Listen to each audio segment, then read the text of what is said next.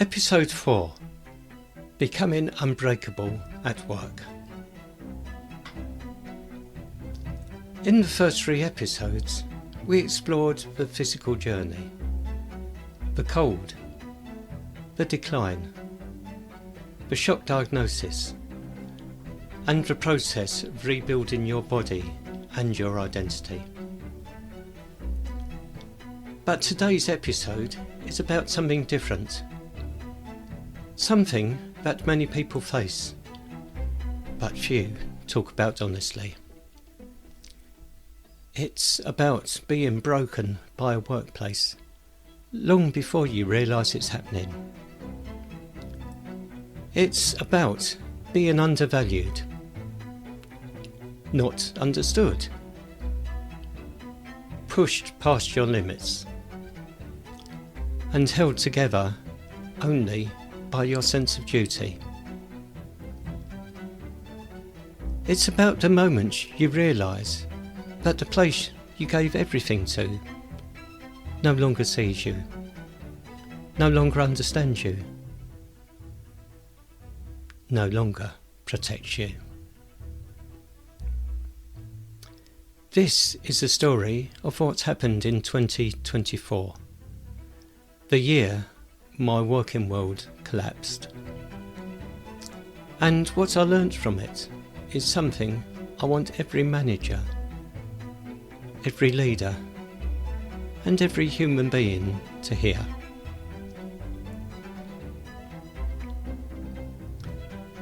The restructure and the invisible man. Let me set the scene. For 25 years, I worked in pathology. I was primarily IT, yes, but I managed non-IT sections. I supported clinical services. I understood systems end to end. And I held relationships with over 180 GP practices. I wasn't just doing a job. I was part of the fabric of the department. Then, suddenly, the trust decided to move my team. My boss, myself, and 6 others into the main IT department. And here's where everything started to crack. The director of IT had no idea of what any of us actually did. And never asked. Not once. He never asked about our skills, our responsibilities, our expertise, or how our work tied directly to patient care. We weren't integrated. We were dropped straight into the middle of an IT structure that had nothing to do with our skill set, our history, or our purpose. That feeling of being shifted without understanding or consultation, that is the first step toward burnout. Because burnout isn't caused by hard work.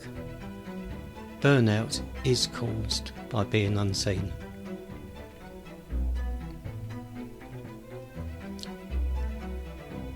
Fighting for a job that used to be yours. Then came the moment that truly shook everything inside me. My boss and I were told we had to fight for one single job.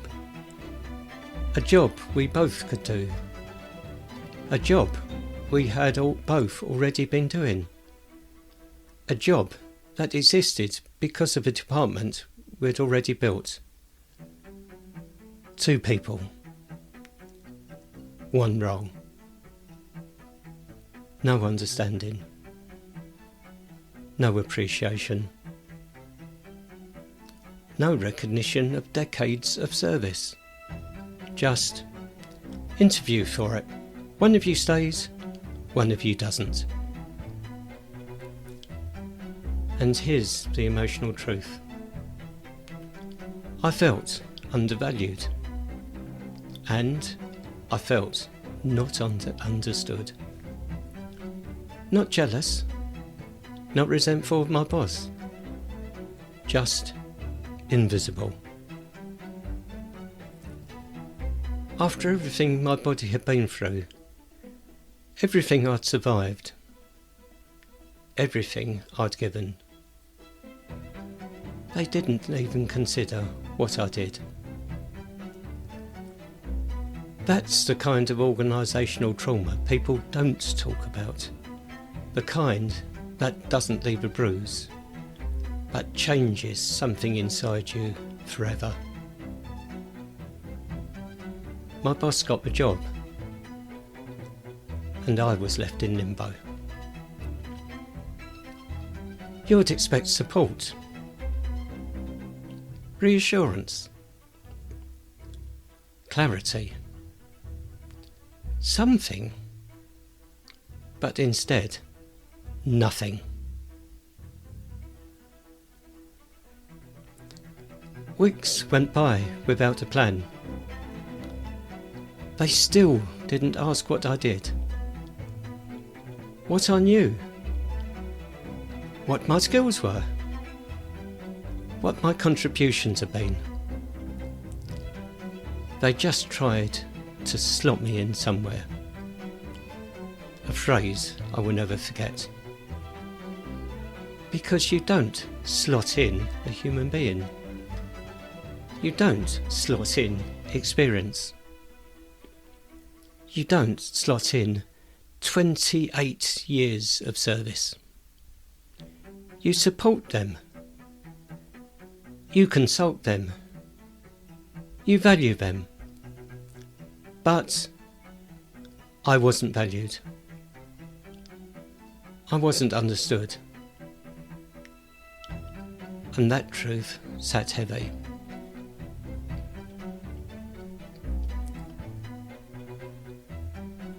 The triple burden: old job, new job, and training staff.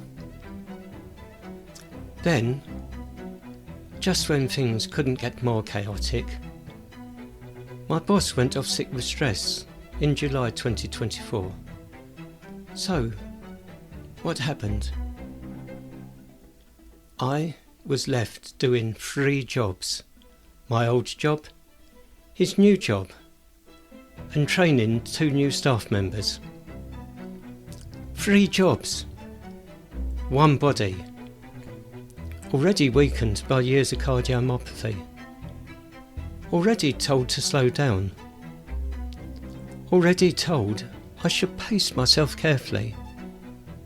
But I kept going, because that's what leaders do, right? Until my body said, enough.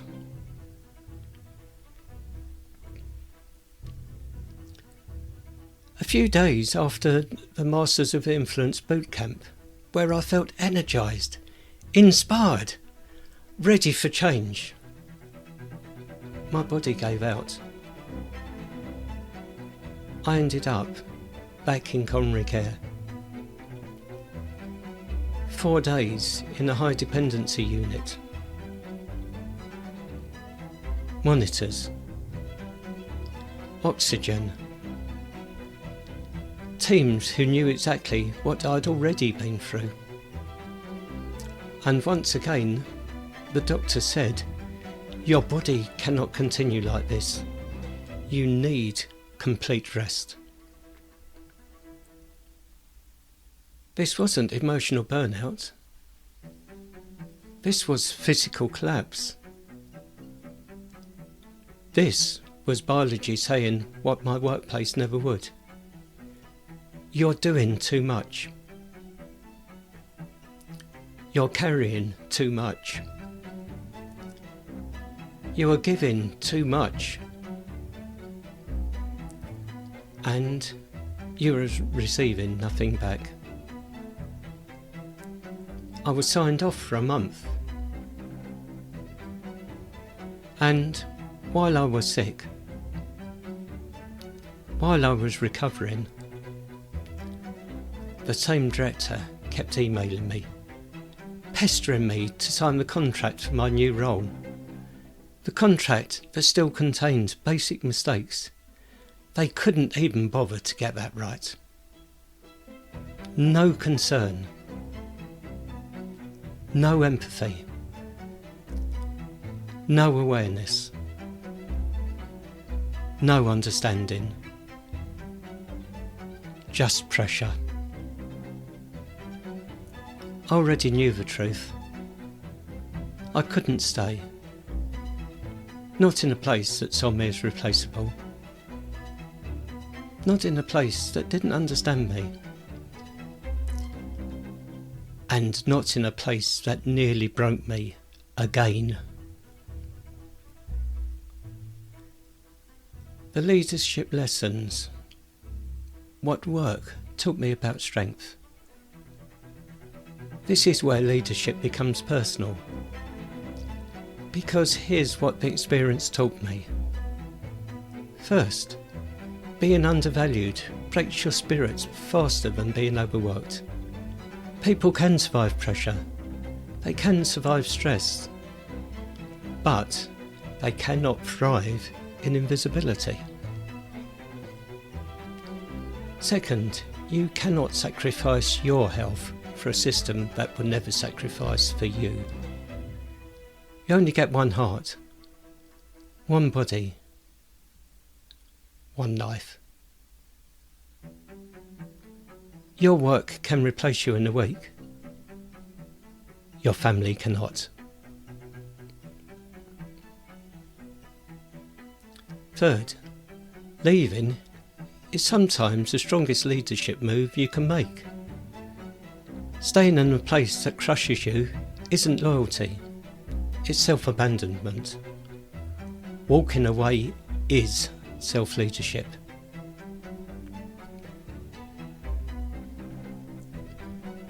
A reflective moment for you. Ask yourself gently, where in your work life are you staying out of habit, not out of alignment? Where are you undervalued? Where are you misunderstood? Where are you giving too much?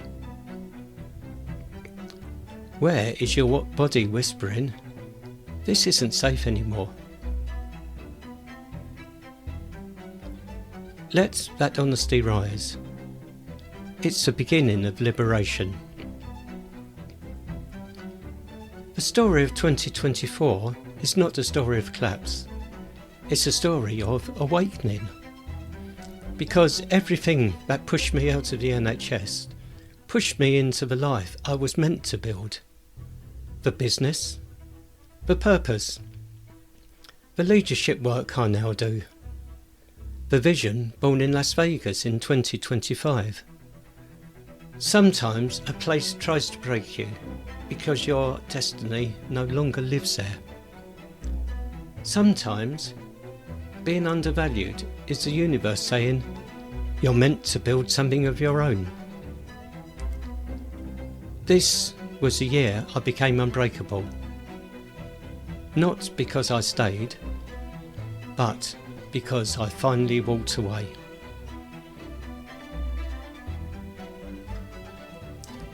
If this episode resonated with you, particularly if you're somebody who cares deeply, gives a lot, or often feels responsible for holding things together, you're very welcome to follow Becoming Unbreakable for future episodes. And if you know somebody who's struggling to set boundaries without guilt, or learning how to protect their health, their energy, or integrity, sharing this episode might help them feel understood and supported.